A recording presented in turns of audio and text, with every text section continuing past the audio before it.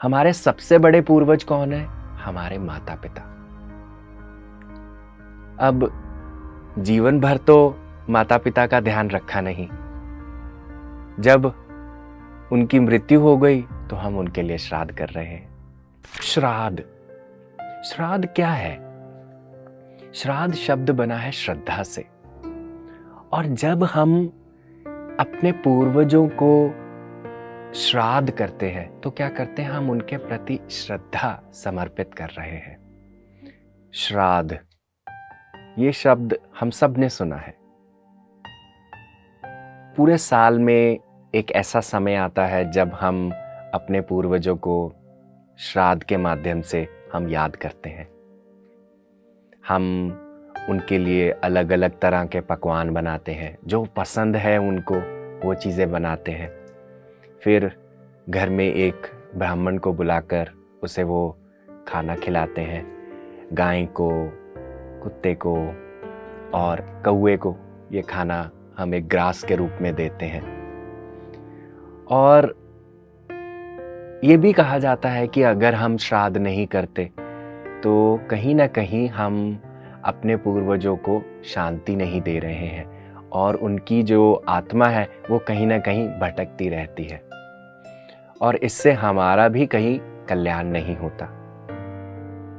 श्रद्धा ज़रूरी नहीं है कि हलवा पूरी चने और उनकी मनपसंद चीज़ें बनाकर हो ताकि वो चीज़ें उनको वहाँ पर मिलें और वो खाएं और संतुष्ट रहें।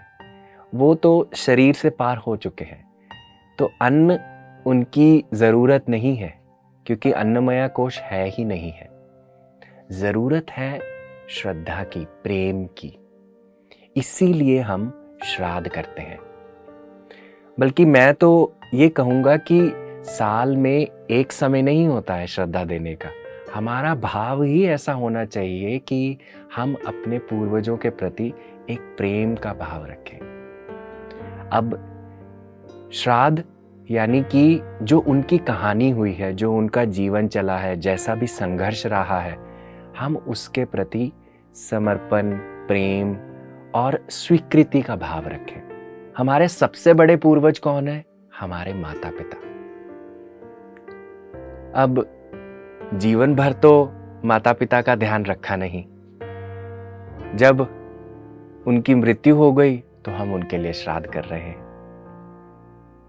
ये श्राद्ध कहीं नहीं जाएगा क्योंकि अगर हम अपने स्रोत के प्रति, अपने सोर्स के प्रति कृतज्ञ भाव नहीं रख रहे हैं तो जितना भी आडंबर कर लें, जितने भी ब्राह्मणों को खाना खिला दें, वो काम होगा ही नहीं।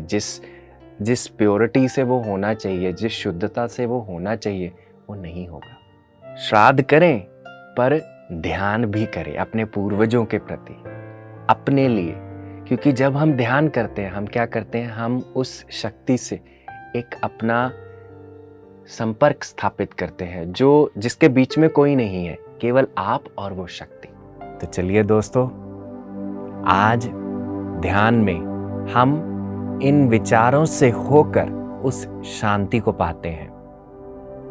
आप अपने पाँव को लॉक कर लीजिए, एक सुखासन में बैठ जाइए, उंगलियों में उंगलियां डाल लीजिए और इसे हल्के से अपनी गोद में रख लीजिए और अपनी आंखें बंद कर लीजिए।